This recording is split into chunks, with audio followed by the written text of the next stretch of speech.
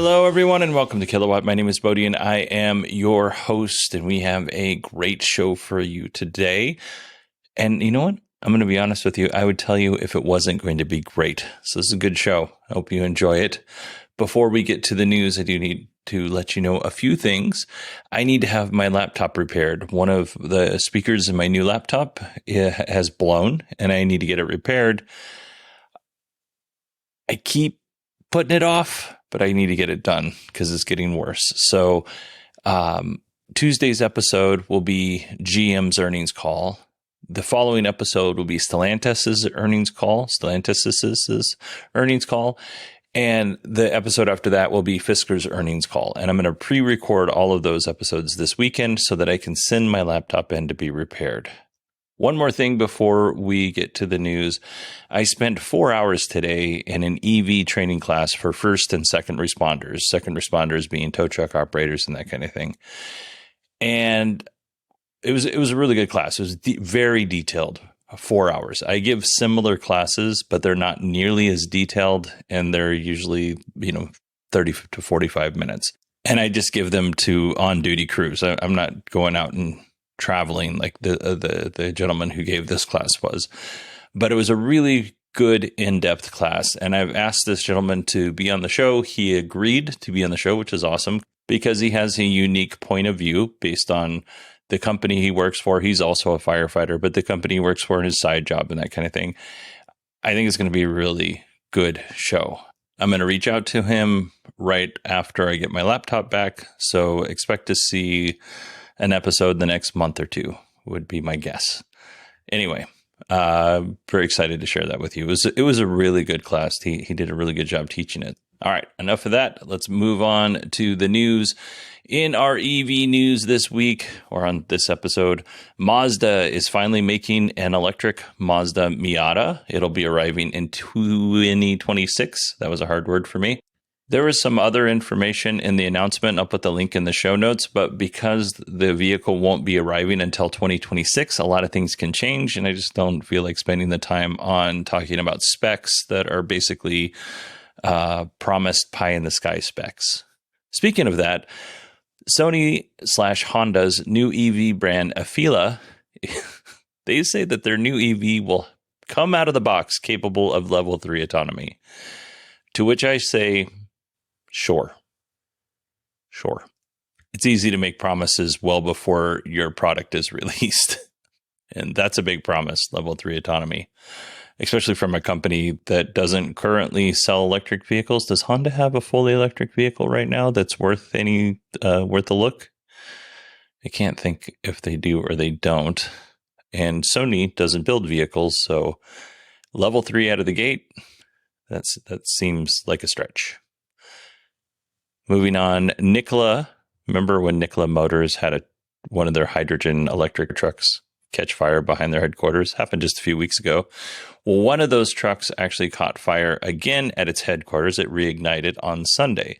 No one was injured, but I have a theory. So I went through this class today that I was talking about, and one of the things that the instructor talked about was when you get water in those battery cells, that's not good for the battery cells, which I knew.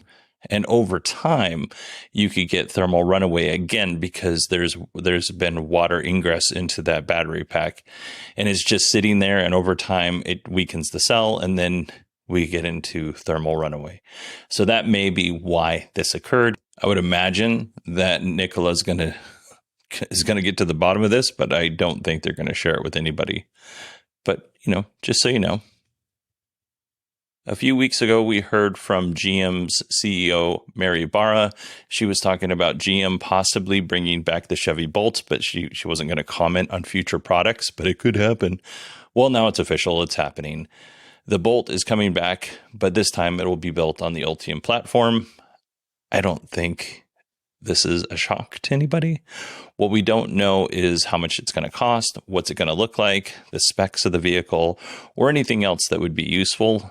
But that was in the earnings call, so we'll hear more about that next week. Let's see. Can I sing for you? I'm not going to sing. I'm going to recite words that sound very much like Janis Joplin's Bobby McGee, one of my favorite songs. From a Kentucky coal mine to the California sun, Rivian is trying to sell you cars. But not in this case. Rivian is partnering up with energy company Bright Night and the Nature Conservancy, and they will be converting a Kentucky coal mine into a solar energy center, which sounds like a really fun place to hang out. The mine in question is the Starfire mine, and it's one of the largest coal mines in the United States. Once the Starfire mine is transformed into this energy solar center, whatever it was called, it'll be called the Bright Night Starfire Renewable Energy Center. So bury the lead there. It'll produce 800 megawatts and have the capacity to support over 170,000 homes a year. Bright Night will also add an additional 1 gigawatt hours of renewable energy to that particular project, which is huge. This will help Rivian reach carbon neutrality because they have their plant in Normal, Illinois, and then they also have a plant, I believe it's in Tennessee. Now, I'm doubting myself. Maybe it's in Kentucky. I think it's in Tennessee. The project will be built in 4 phases. Phase 1 will start in 2025. Also, just kind of a side note, Rivian has updated their online configurator for the R1T, and you can now purchase a dual motor standard battery pack Rivian R1T for $73,000. That's a dual motor, and that will get you a range of 270 miles. Stellantis is working with Saft, a French battery company, and the French National Center for Scientific Research to eliminate 2 components from the electric powertrain, which is crazy because these 2 components are kind of important. It's the onboard charger and the power inverter for the motor. Stellantis says by eliminating this, they can free up space, which lightens the vehicle. It improves efficiency, cost, and reliability. The power inverter, if you don't know, makes sure that the current goes to the right components, right? The right amount of current to the right components. The power inverter also converts DC power back to AC when power is coming from the battery. And the onboard charger converts AC power to DC power. And you might be saying to yourself, well, what about DC fast charging? Well, when you DC fast charge or level 3 charge your vehicle, it skips past that altogether and goes directly to the battery. Now, the battery management system probably plays a role in that, but the actual onboard charger does not. It goes directly into the battery, that energy. Stellantis plans on replacing those components with small inverter boards that are mounted very close to the battery packs. Now, they don't go into a lot of detail on this. I would really like to see how this works in, the real world and what the long-term issues may or may not be. And I'm not saying this isn't going to work. I'm just saying I'd like to see the results of the testing, the good and the bad. Probably won't. But it's an interesting idea for sure. And speaking of interesting ideas, BMW Group, GM, Honda, Hyundai, Kia, Mercedes Group, and Stellantis are all teaming up on a new DC fast charging network that will span North America. And maybe not all of North America, we'll see. And I'll talk about that later. But this DC fast charging network will be backed by all renewable energy. It would be powered, I should say, by all renewable energy. One of the names in here doesn't sound right. And let me read this back to again, and maybe you could pick it out. BMW Group, GM, Honda, Hyundai, Kia, Mercedes, and Stellantis. Did you hear the one that sounds weird? Honda seems like a bit of a stretch to me because they were very resistant and maybe still are very resistant to creating electric vehicles with the Honda brand instead of the EVAfeela brand. I'm glad they're on board, but man, it seems a little weird. And before you send me an email, yes, it will support CCS and NACS charging. It'll also support plug-in charge capabilities. I don't know that all, vehicles will be able to do plug-in charge, but it's there. The technology's there. And the charging network will be open to all EVs. There's no word on CHAdeMO, but it's not looking good. If you have a Nissan Leaf with CHAdeMO or a Mitsubishi with CHAdeMO, you're probably not going to be able to charge here without an adapter. So they're going to open in the US next year. Canada will come a little bit later. They didn't give us a time frame. But you know what North American country they didn't mention at all? Mexico, which is part of North America. So we'll see. Granted, I didn't read the press release. This came directly from an article, but most of these articles are written from the press releases. So sorry, Canada and Mexico, you are our neighbors, and I appreciate you. The Oak Ridge National Laboratory, in partnership with Navitas Systems, who I interviewed actually on the show during CES, they have a new method for applying lithium to electrodes of EV batteries. So the current method is creating a slurry, which is kind of like a witch's brew of goo that has solvents that are very toxic. And it's also probably more expensive than it needs to be. Oak Ridge and Navitas, they developed a method that uses a powdered-based material instead of the wet method that we just talked about. It also allows manufacturers to pack more active materials in the electrode, and it's more stable than the current slurry that we were mentioning before. The advantage, or one of the advantages, is not only could it improve EV battery performance, but it could also expand the lifespan of that battery, which is great. We want that. The dry electrode is compatible with other electrode manufacturing equipment, so they wouldn't really have to, swap out a whole factory to make this work. It's also fairly easy to manufacture. Another benefit is that it lowers cost because manufacturers can eliminate coating and the solvent equipment. Brian Steinhoff of Navitas says that manufacturers could reduce their manufacturing footprint by 40 to 50% with using this method, which is significant. The downside is that the electrode is actually thicker, which may cause some unforeseen issues down the line, but they're still in testing. And there's actually several companies that are working on a dry electrode solution, but I thought this one was worth mentioning. All right, that is it for our EV news today. Just real quick, if you want to support the show, you can go to patreon.com/kilowatt or supportkilowatt.com. You can also find a link to Acast Plus, where you can also support the show. If you sign up for Acast Plus, I think that's great. If you could send me an email, because Acast doesn't send me an email when new people sign up. So I have no idea. I have no way to thank you. Just send me an email and let me know. I do check it more often than I used to. I used to not check it at all because I didn't know anybody signed up for it. So that's my bad.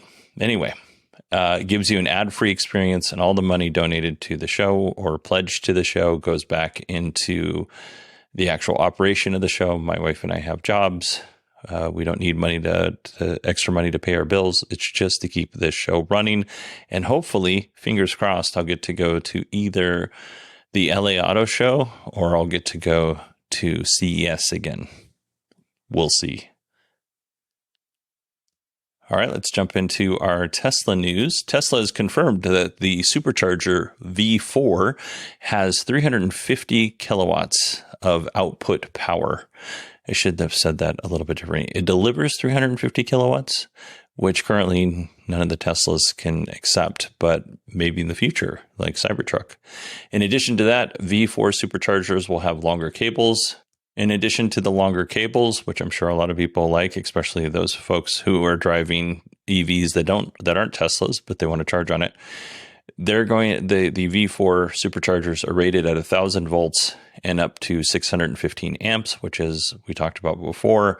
That allows components and wires and stuff inside the EV to be shrunken down quite a bit, and it also reduces heat to the battery. Batteries don't like heat. It's bad.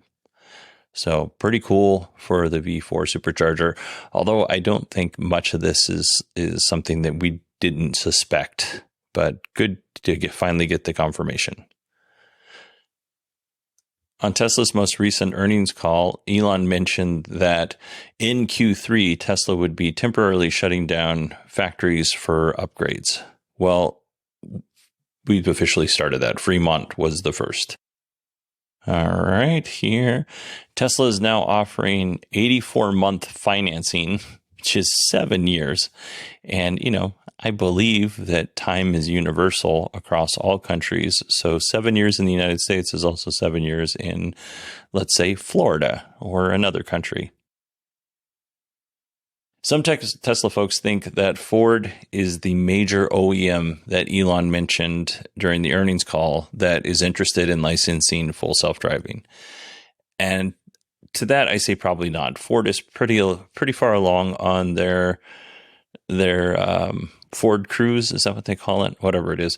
They're pretty far along on that. So I would doubt that they would abandon everything they put into that to license it from Tesla. That doesn't make much sense to me. Like, they had all of the folks from that autonomous driving company that they hired. They didn't hire everybody, but they hired, a decent amount of them. So I don't think this is likely. Honestly, I think Volkswagen is the most likely culprit. Stellantis maybe, but Volkswagen, it's closer. I mentioned Mercedes-Benz on that Q2 earnings call, and that was silly. I shouldn't have done that, because right now Mercedes is testing level 3 autonomy in Nevada and California. And we've even talked about that on this show. So I don't think that's a reasonable option either. So my guess is Stellantis or VW, and more likely VW. All right. I feel like I'm getting a little loose. It's really hot in this room. I've turned the air conditioning up so that you guys don't have to hear the air conditioning in the background. And I'm very hot. I think it was 119 today, and it's still 107 degrees outside, and it is 9 o'clock at night. So yeah, it's unpleasant here. Anyway, I feel like I'm starting to sweat, and dehydration has set in. And I don't feel like I'm starting to sweat. I am starting to sweat. Moving on, because it's too much information. Tesla has issued recalls for Model Y, X, and S because the front-facing cameras might be misaligned. Now, this could affect emergency braking, forward collision warnings, lane keep assist. There are a total of 1,337 vehicles that are part of this recall. Model S's built from January 24th to July 10th. Model X's built January 17th to July 2023, and Model Y's built on April 27th to July 2020, or to July 13th, 2023, obviously. I don't know if my Model Y is a part of this. I have not received a notification that it was, but I have mentioned on this show before that my car does weird things with the forward collision warning. Like, cars in the other lane will be slowing down and I'll get a forward collision warning, which is a problem not because I'm not paying attention, because I am paying attention.